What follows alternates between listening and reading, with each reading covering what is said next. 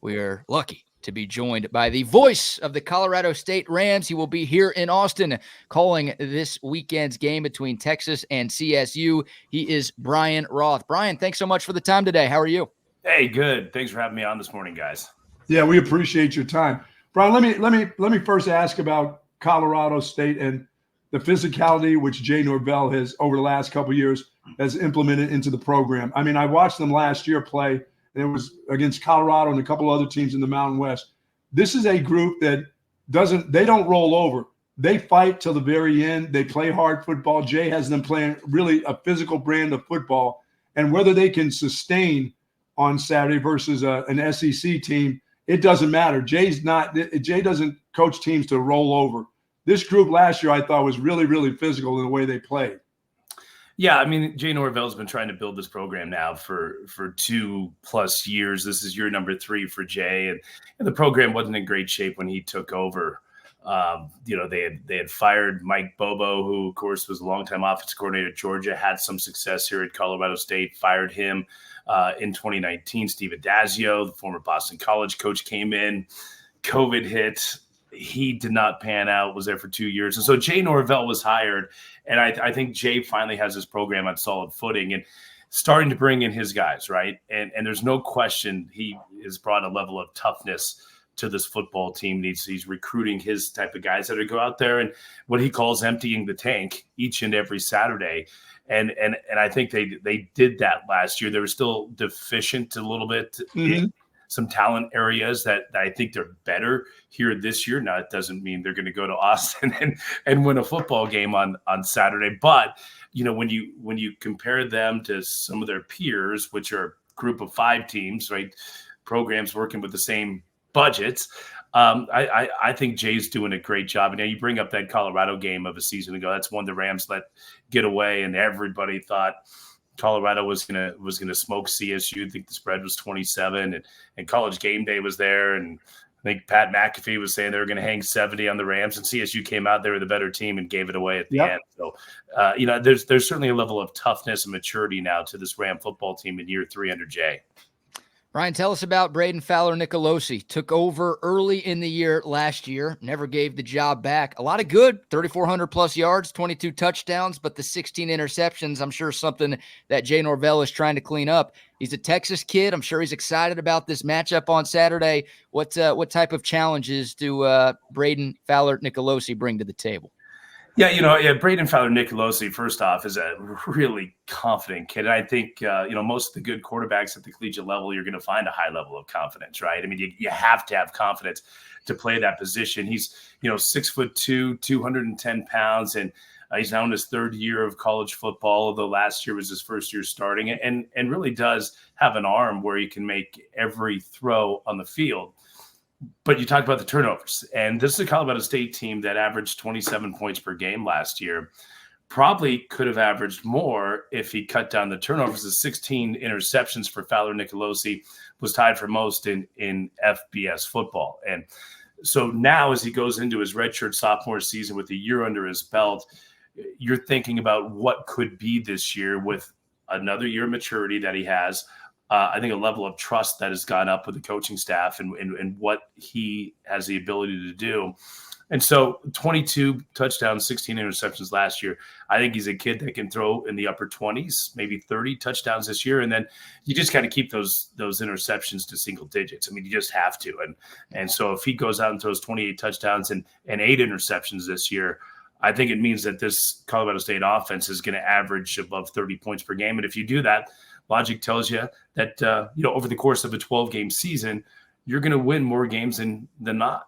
Yeah, there's no doubt about it. And this is a team that's going to want – they would like to be balanced, I got to believe. But the run game is just – I would say just kind of average. That's the deal that I know that the head coach, the offensive staff would like to get better at the run game. They'd like to have a bell cow runner. They've got a couple different players that I think it looks like they're just waiting for things to happen.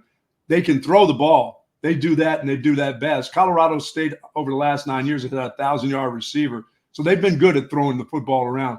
But I know that I've got to believe this offensive staff just wants to get better at the run game.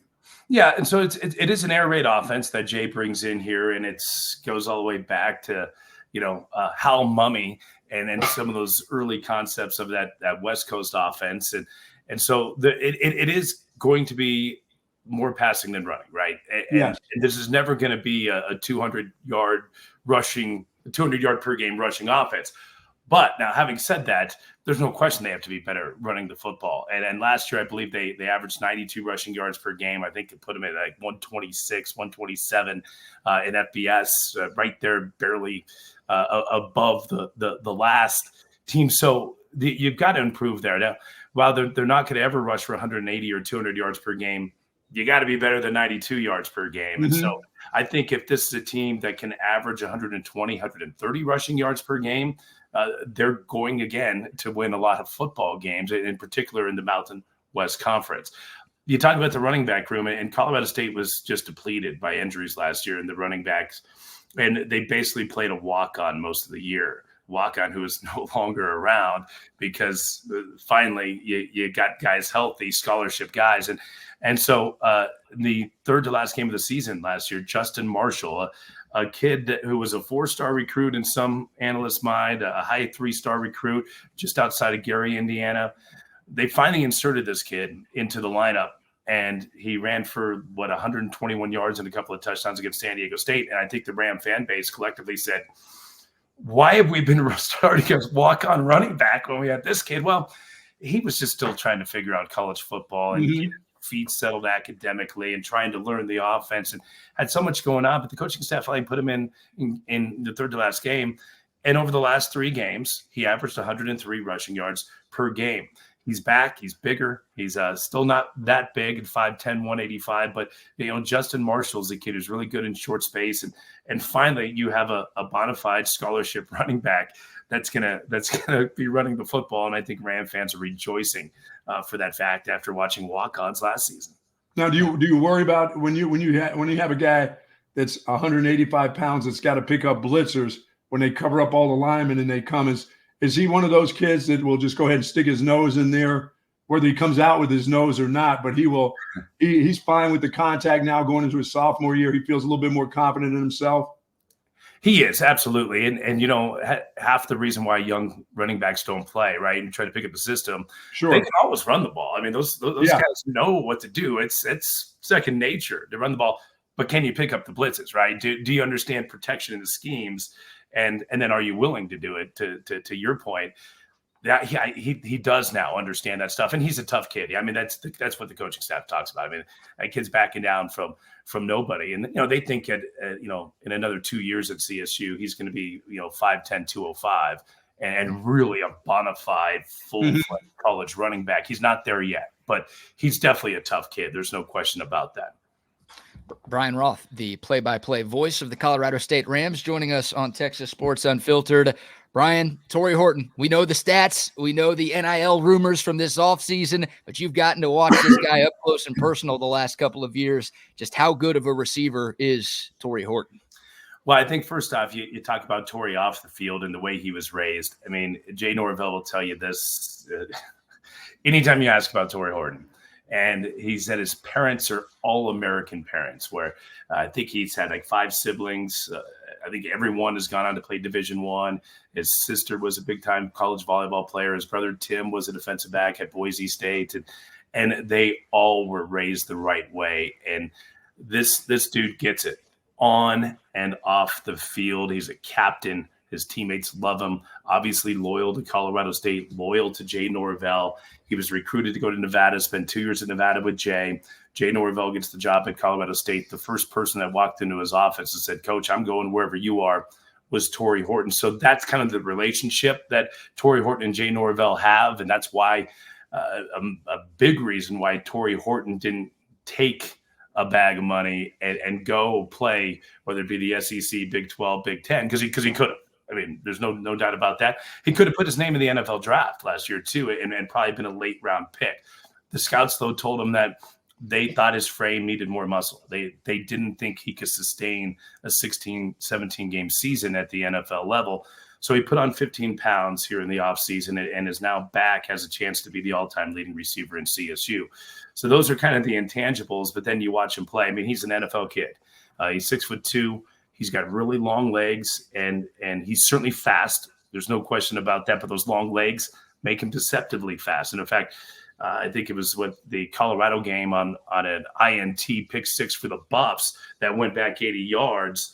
Torrey Horton was running down Shiloh Sanders, and I think they said they got to like 22.7 miles per hour, which was the fastest of the year to that point that anybody ran on. So he's deceptively fast. He's got the long legs, great hands, and just a slippery dude, just good in short spaces where he can just make one or two moves and then he's by you. So I think it'll be a big test for him. Obviously, he's looking forward to it, going up against a caliber team like Texas and the defensive backs that the Longhorns have. But it's not the first time he's played against a Power 5 team, and he went to Michigan and I think almost had 100 yards and a touchdown 2 years ago. So he certainly has been in these situations before, but I think it's a situation he relishes. Yeah, Brian, what will Colorado State do with their tight end? I know there's a big tall. I think there's like a 6'6" kid, 6'7" tight end. Yeah, so they brought in a 6'8" tight end. 6'8"? Who was a junior college kid from Navarro. And so he's a former college quarterback, started at North Texas. His name's Jackson Warren. Okay. And then it just didn't pan out as a 6'8" quarterback. Then he went to Navarro Junior College, and they turned him into a tight end and had a great year last year. The Rams got him, and they thought that he was going to be the guy. But Jay Norvell announced on Monday he's going to have shoulder surgery. He's going to miss the year. Oh. So, that's a massive blow for Colorado State. They had a great tight end last year, and they had BYU transfer in Dallin Holker, who just made the New Orleans Saints 53-man roster. So that's a little bit of a hole there that they're expecting the Jackson Warren kid to come in and kind of be that next NFL-level tight end. Of course, 3 years ago now, the Rams had the Mackey Award winner in Trey McBride, who caught 80-plus balls for the Arizona Cardinals last year. So tight end has been a position where the Rams have really had some good NFL caliber guys. Warren, who's another one of those guys, he still could be, but he's not going to be able to show it this year. So he's out for the entire season? Out for the entire year, but they have the backup coming back in Vince Brown from last year. He's another big kid. He's 6'6", 240 pounds. I think he only had 4 catches last year. So that's an unproven position, but we'll see. I mean, and Jay's been able to recruit tight ends and wide receivers. Right. Colorado State, and his previous stop, Nevada. Romeo Dubs is now the number 1 wide receiver at Green Bay. He was Jay's star wide receiver in Nevada. He's been able to bring in tight ends and wide receivers to the system because they know they're going to throw the football a lot. They know they're going to have a chance to put up big numbers and have a shot at the NFL. Oh, yeah. Brian Roth, the play-by-play voice of the Colorado State Rams, joining us for a few more minutes. Brian, what about the Colorado State defense? Strengths and weaknesses for that unit, and what do you think the game plan is going to be against Texas this weekend? Well, and that's going to be an issue, I think, for Colorado State. The defensive line is really young and inexperienced, and the Rams lost the defensive end from last year, a kid named Mo Camara, who was the Mountain West Conference Defensive Player of the Year, had 17 and a half tackles for a loss last year, 13 sacks. He was a 5th-round draft pick of the Miami Dolphins and made their 53-man roster. So you don't have an NFL caliber guy coming off the edge anymore. And so the defensive line is going to be a work in progress. They like their guys. They have young kids, but obviously that Texas offensive line is experienced, big first-round draft pick at left tackle. That's going to be an area where Colorado State we'll see. They'll be tested, no question. But you start looking in the back end of the defense. The linebackers are good for the Rams. Chase Wilson, number 30, kid that had over 100 tackles last year. He's a Colorado kid, just a football player through and through. He's going to be anchoring that linebacking core. And then 2 safeties on the back end that have played a ton of football. Jack Cowell is a two-time first-team All-Mountain West Conference selection at strong safety, and then the free safety, Henry Blackburn. Both of those guys have played 35, 40 college games. So really experienced on the back end at the safety positions and the linebacker. But they're a little untested on the defensive back spot and then defensive line. We'll see as the season goes. Texas might not be the best judge of that for Ram fans to see what this defensive line is going to be. But we will get a better idea once we get into October. We had a discussion before you came on about the fact that this is the biggest game for Colorado State of the year. This is one of those games where you come, and as we talked about Jay's players, they play tough. They'll play as hard as they can for as long as they can. Depth-wise, coming to Austin, Texas against an SEC team, it'll be very, very difficult. And I know they've got to pull some strings. They've got to bring some blitzers because Texas will have two kind of new running backs too for the first time that have to learn how to pick up the blitz too in a game situation. But there are other games to be played for Colorado State. So I got to say, I would venture to say a lot of players at Colorado State are going to get playing time in this game, and not because of just depth reasons, because they've got a whole season to go in your own conference also. Yeah, no, without question. I mean, this is great exposure for the Rams. And again, they went to Michigan. They almost won at Iowa a couple of years ago. Been to Alabama a couple times, Florida.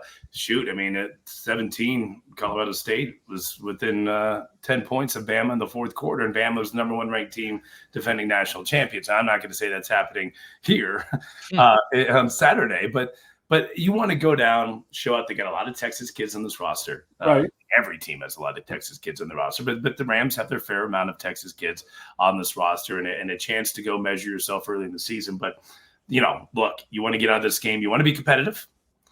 You want to stay healthy.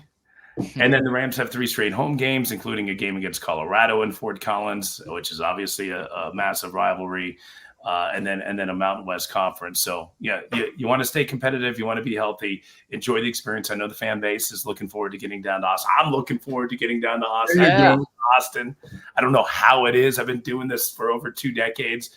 And while we played Texas at the NCAA tournament last year in Charlotte basketball, for whatever reason, I haven't been to Charlotte. So I haven't been to Austin. So we're really looking forward to the matchup. It'll be a lot of fun no matter what happens on the field.